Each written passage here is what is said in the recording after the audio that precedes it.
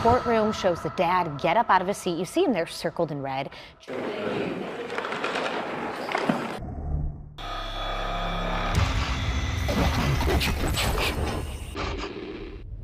This is Jeffrey Clark, who is facing charges of murder in Macomb County, Michigan. On July 4th, 2022, 33-year-old Jeffrey fatally shot Jerae Robertson. Jeffrey Clark in court charged with, among other things, first-degree premeditated murder.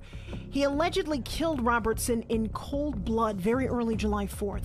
In court, prosecutors brought a witness to tell the court what happened. He proceeded to tell me that he would kill me if I told on him. He told me exactly what he did to Mr. Robertson.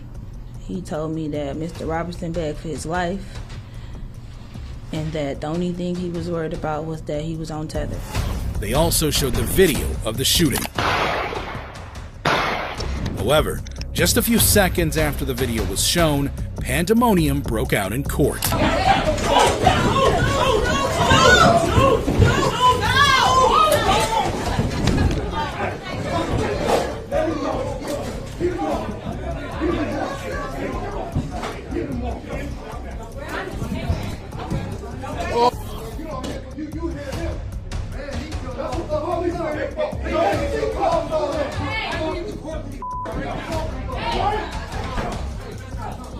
The victim's twin brother couldn't bear seeing Jeffrey, his brother's killer. Knock it off. Man, they gonna see you. Eventually, he was restrained. In the end, Jeffrey was sentenced to life imprisonment without the possibility of parole. It's not the first time a grieving loved one has lost control in court, just like what happened in the notorious case of 30-year-old Jalen Forrest, who was in court for murder. On September 16, 2013, Jalen fatally assaulted his grandfather before reporting the crime to the police. Tonight, a Louisville man is charged with murder in the beating death of his stepfather at an apartment in St. Denis. 911 caller said that she was on the phone with the victim and heard him being assaulted. Officers found a man down in that apartment with multiple injuries and signs of strangulation. According to an arrest report, the victim's stepson, Jalen Forrest, was still in the apartment and was arrested on a murder domestic violence charge. During his bond hearing, the court was filled with family members who kept interrupting Judge Yvette De La Guardia, prompting a warning. This is a public courtroom, so everybody is welcome to sit here and to listen. I'm not going to allow any outbursts or discussions or conversing amongst anybody in the courtroom, and I do expect everybody to conduct themselves appropriately. They pretended to be calm until Detective Williams began his testimony. Detective Burns, were you involved in investigating a homicide that occurred on September 18th, 2023 at 4523 Broadleaf Drive? They then made contact with a property manager or a maintenance. The judge tried to calm things down again. Please don't let that happen again. However, one particular woman was not ready to listen. Ma'am, Judge, can we clear the courtroom? yes, no, just ma'am, I'm sorry if you're not able to, you're excused. Killed my handicapped daddy. Him. Right. And your dad's daughter. Yeah, my daddy. Ma'am. You sick. I don't know what I'm going to do. Sir? She was promptly removed from court. However, things have escalated.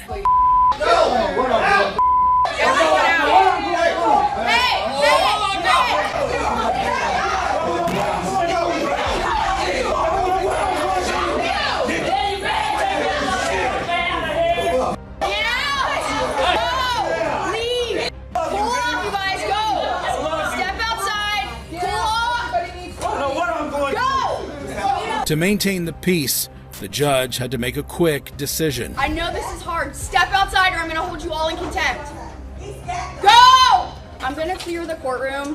Everyone step outside for a second. I want the attorneys to approach. Everyone is excused at this time. Yet outside, the fight continued, prompting intervention from the deputies. Despite the commotion, the hearing continued on a later date. Jalen was eventually held on a $250,000 bond. Just when you thought you'd seen it all, another convict surpasses the Jalen family's wild courtroom display. Enter Eric McCullough,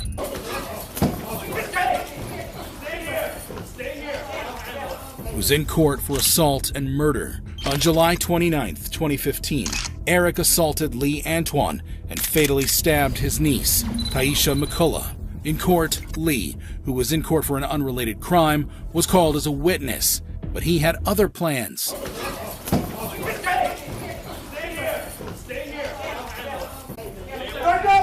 Back up, sir. Sir, back up. Take him out. Take him out.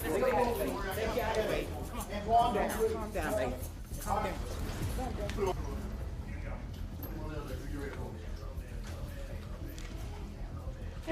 Eventually, the police were able to stabilize things. In the end, Lee was sentenced to 11 months and 29 days. Eric was sentenced to 6 years in prison after the murder charge was reduced to manslaughter. Let's compare the jaw-dropping attack on Eric to the astonishing assault on 33-year-old Zadarius Platt, who's facing charges for murdering his 26-year-old pregnant wife in Georgia. In court, Gerald Carter, the victim's brother, wasted no time in letting his feelings known.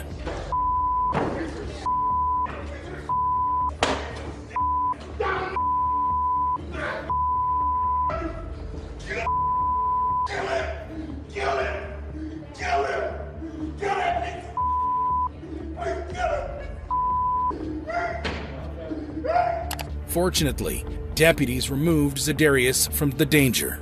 Although the brother was restrained, he continued screaming amidst tears. Get me on! Get me on! It's on your back right now! Don't do it! Don't do it! Hold on! Sorry. We had to do that. I know. It hurts.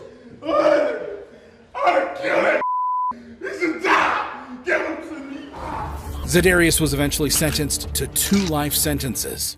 However, could the attack on Ryan Burge be considered even a little crazier?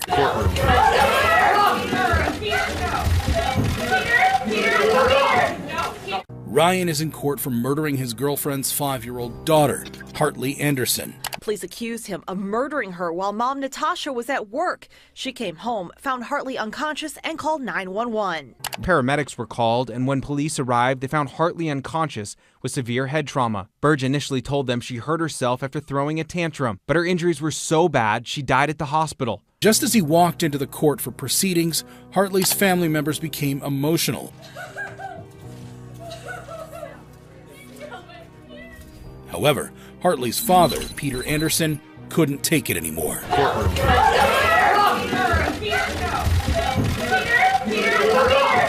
He was restrained and led away. The situation was so intense and emotional that Hartley's mother collapsed. In the end, Ryan was sentenced to 40 years in prison. However, while it was clear that Peter Anderson wasn't happy to see Ryan, his reaction was similar to the case of Vashon Flowers, who's facing charges for murder in Michigan. On May 19, 2019, Vashon fatally shot his wife, Jamie Thomas Flowers. Now in court, Jamie's son, London Thomas, wanted to let him know how he felt. Fortunately, the police intervened. Continues to inch forward, and it takes every ounce of strength from all of these deputies to keep inching him backward. And it was a struggle. Vashon was finally sentenced to life imprisonment. As we saw London Thomas's anger with his mother's killer, it brings to mind the strikingly similar response to 32-year-old Jose Santiago.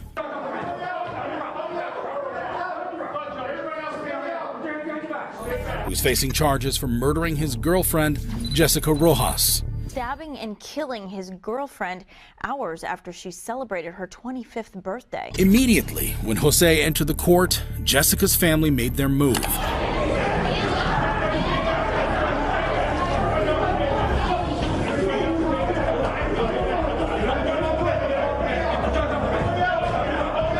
However, the police were at hand to calm the situation.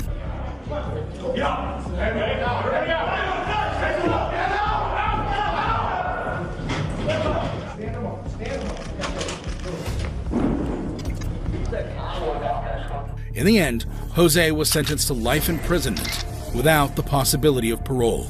While the behavior of Jessica's family was shocking, it's nothing compared to the utter mayhem caused by the actions of Deshaun Brown, who's facing charges for double homicide in Ohio.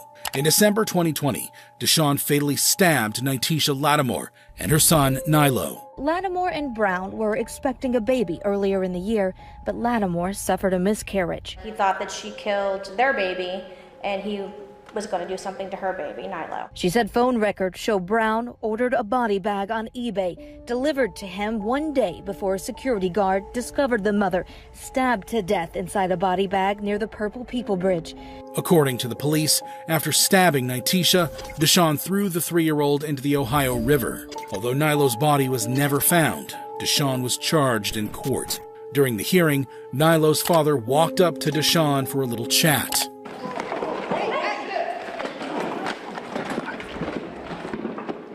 The police immediately tackled him.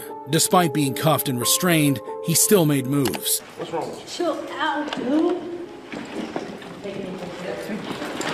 Take him there. Deshaun's case is still ongoing. Nilo's father wasn't alone in his courtroom actions. Let's not forget the infamous incident involving Frank DeLeon Jr.,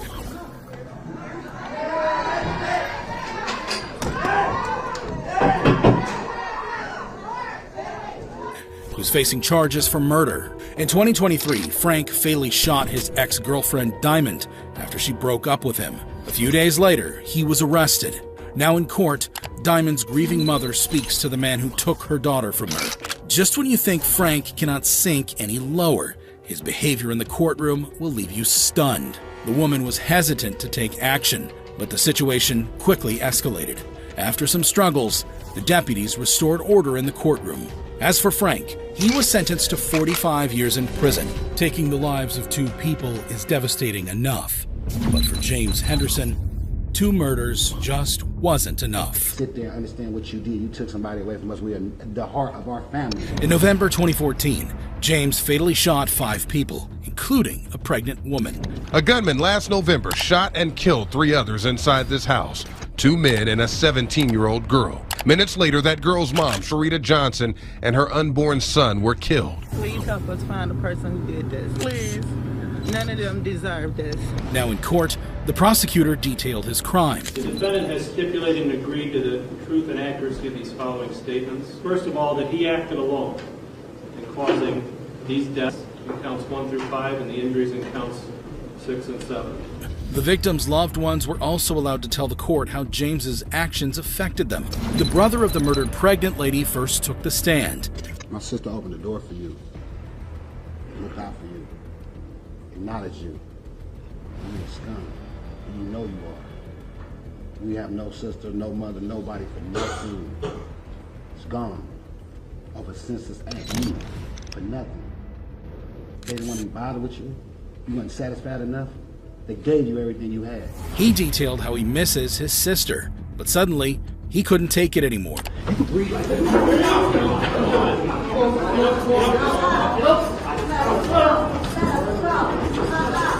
Luckily, the officers intervened. However, the commotion has spilled over to another family member. You don't grab my son like that.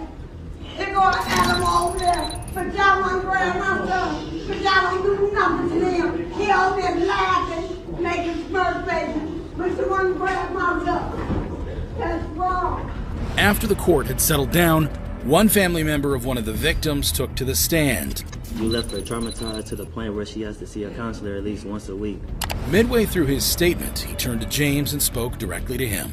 And what I personally want to say to you yourself, if you want to smile, you can go ahead and smile, because that's not going to do anything. You know, I really thought that you came in here remorseful because you got a hat on, and I usually see Muslims with that. So it just, what you just did, just kind of contradicted your whole image right now. Like, I thought that you came in here feeling remorseful, but obviously you smiling don't prove that. Other family members also had some words for James. You over there smirking and smiling like it's a joke that you killed my daughter and that you killed both of my kids. How can you sit over there and wear that hat? How can you sit over there and lie that you killed 5 people?